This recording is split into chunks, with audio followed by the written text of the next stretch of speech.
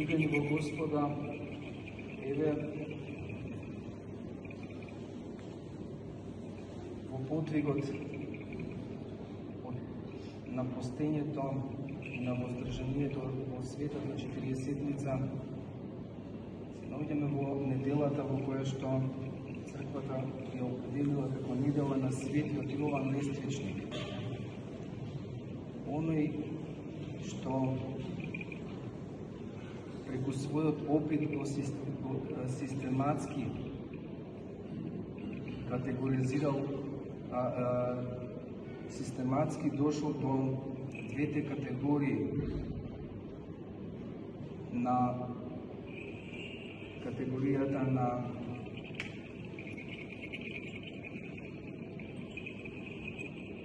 практики, односно на практикување на действителност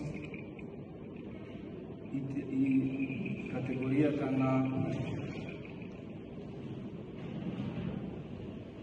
умосозрцателност. И овие две категории ги наоѓа како двата образци спомнати во Евангелието според Лука на двата ликови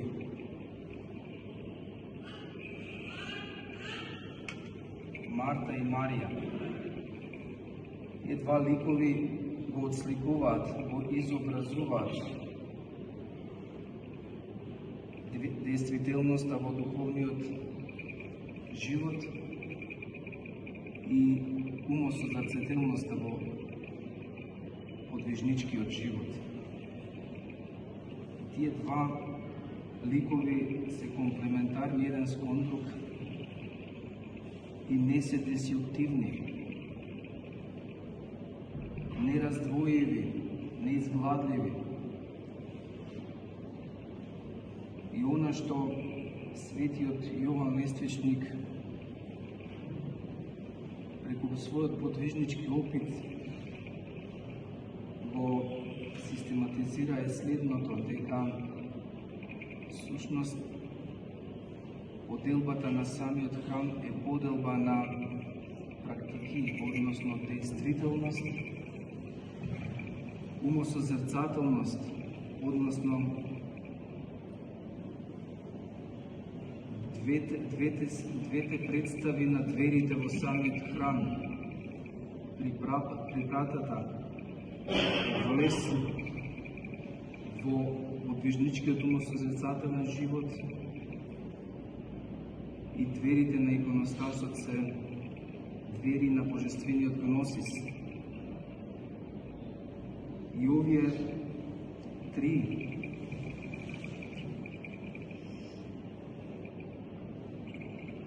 поделби се поделби кои што го означуваат патот, движењето. И тоа оној патот на практикувањето на действителноста, кој што означува совладување на страстите од вистинско и природно познание на стварите и движење кон внатрешноста на храмот, односно изнимување на умот кон скалилата на од познанието, од действителноста кон познанието, кон созревање на безтелесните сили и самите двери на гносис кои што кои што означуваат божествениот гносис, познанието на Бог. Значи, општо кажано, движење од спознателноста кон познанието. И тоа, возлюбени, нам како христијани првенствено треба да ни го задржи вниманието на подвижништвото, односно на действителноста.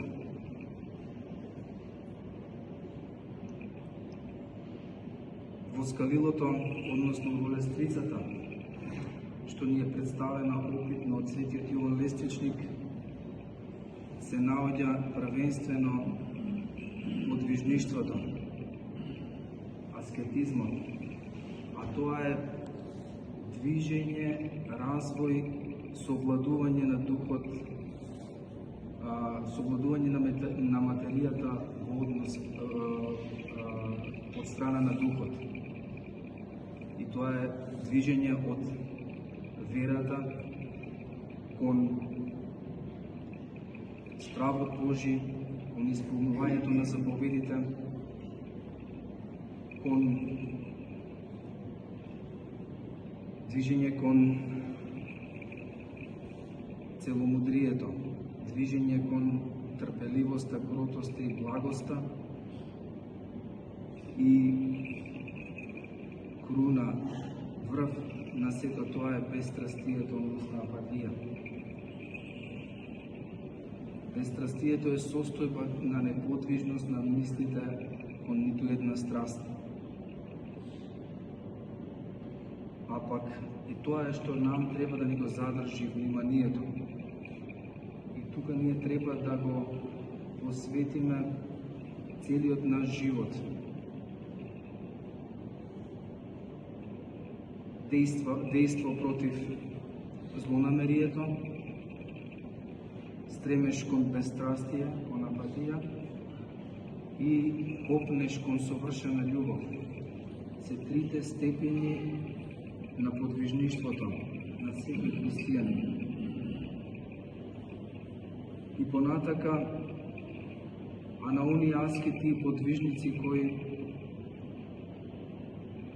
умот свој го устроиле и подготвиле за посовршено издигнување, го совладуваат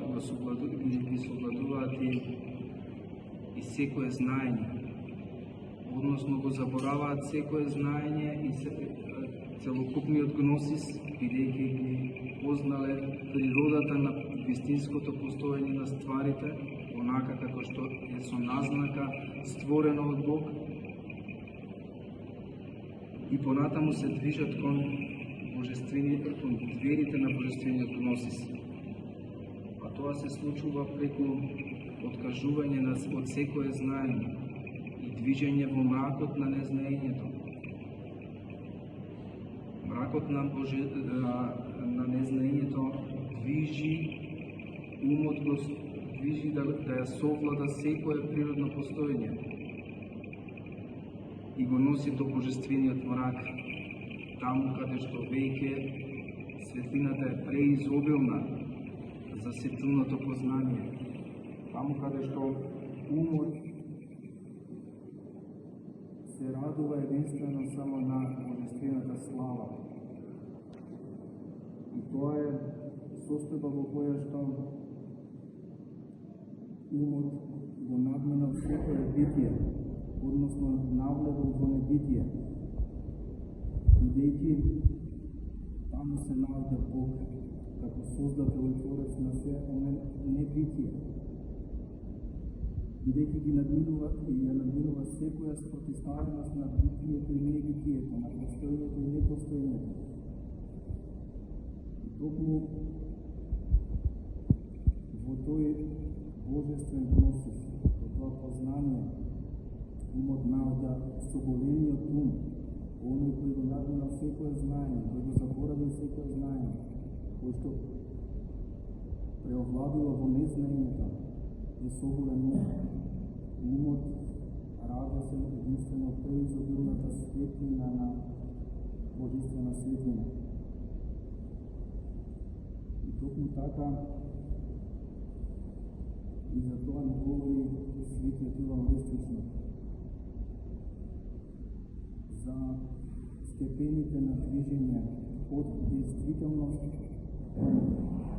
умозрение, умосозерцателност и кон созерцавање на божествените енергии. Возлюбени, послушнавме и денешното Евангелие, кое што опишува една трагична трагична состојба на секојдневието, состојба на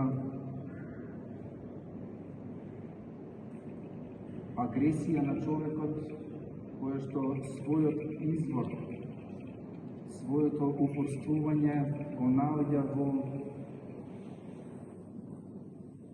двете состојби. Она во која што човекот е во меланхоличност и она човекот во која што се наоѓа во еуфоричност. Тие две состојби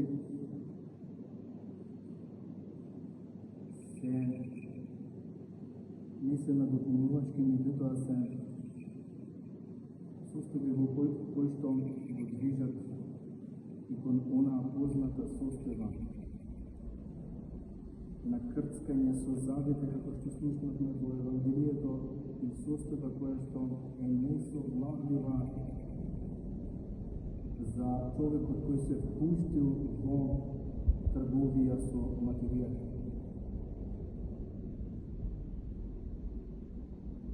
Човекот, како што слушнавме и како што знаеме од лествицата, од ставилото на Свети Јован Лествовик, е обдарен од Бог со образот Божи, со ревност за добродетелност, со ревност за се покнеш за уподобување на богочовечките својства на Господ Христос. Меѓутоа, човекот се надпреварува во зло, избра да се надпреварува во злонамерност. И затоа човекот е во постојана објективизација. Затоа е воинствен, затоа крцка со своите заби и затоа го задрвува и го ја притеснува свеста и затоа се ја губи совеста. Бидејќи човекот не може да војува против субјект. Човекот војува против објект. И секого пред себе го гледа како објект. Бидејќи се наоѓа во состојба на објективизираност. Меѓутоа, човек не може да војува и не војува освен действува, односно се бори против злонамерноста. Како што спомнавме дека е тоа првиот степен, првиот чекор на скалата, на лествицата. Борба со злонамерноста. А таа борба својот врв го наоѓа во бестрастието, како што реков, а да се повторам. И ако човекот војува, единствено може да војува и е дозволена и е обврска божествена да војува со злонамерноста, а злонамерието е концентрирано токму во материјалното тргување со неправедноста, со туѓото, со трговијата, со елитите, со ситната буржуазија, со концентрацијата на моќ во властите, со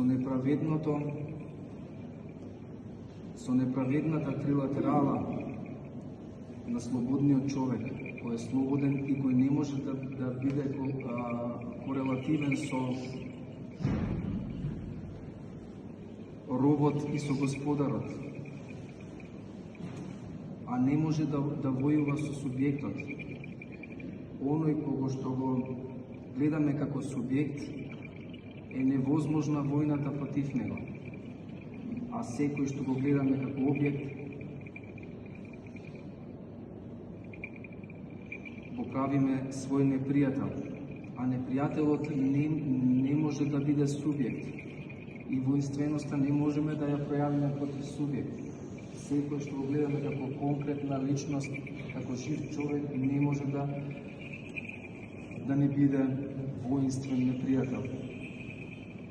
Тоа го тврди дури и светиот Кипријан Картагински. И тоа во неговото време, многу далечно од современото и модерното постоење на технологијата, на конкурентноста, на правење соседот просјак, на уништување на соседот, бидејќи го гледаме како личност. А светиот Кипријан Картагенски добро го дефинирал тоа и вели: поединечното убиство е злонамерност, односно кривично дејство, кривично дело. А масовното убиство е ништо повеќе од бројчаност, ништо повеќе од објект, и тоа едното е неоправливо, а другото е оправливо.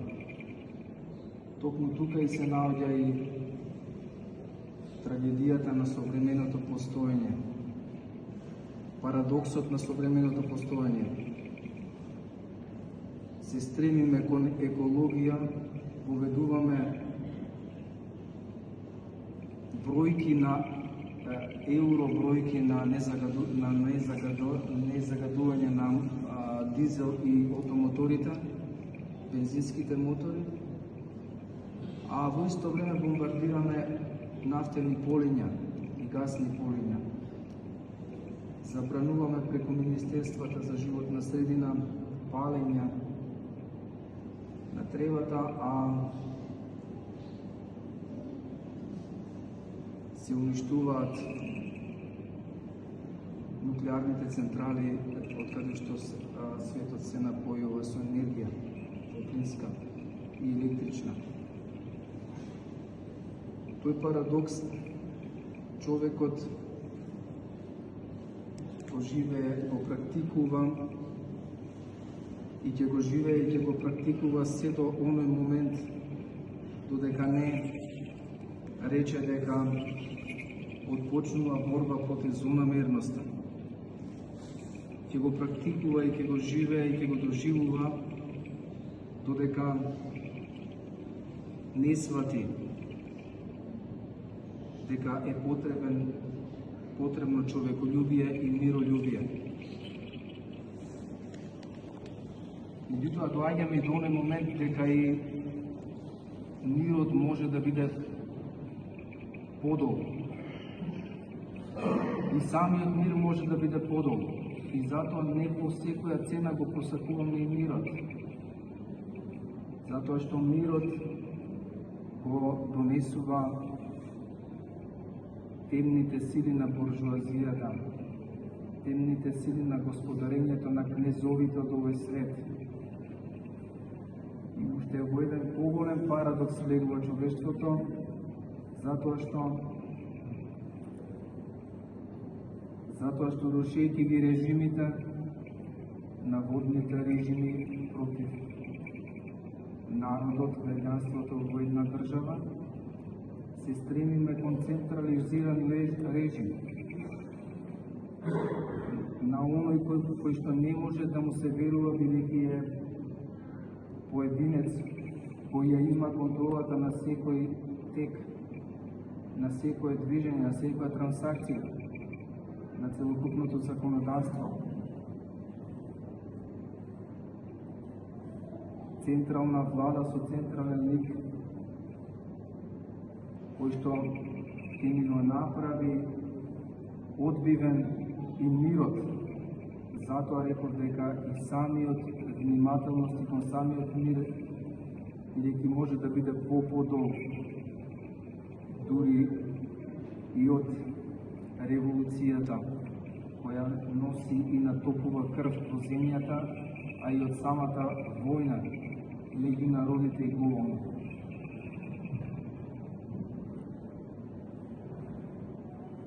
Светиот Јован Лествичник, чиј спомен го празнуваме, нека со неговите молитви се моли за целиот народ православен, за сите христијани и за сите човеколюбиви и миролюбиви луѓе во светот.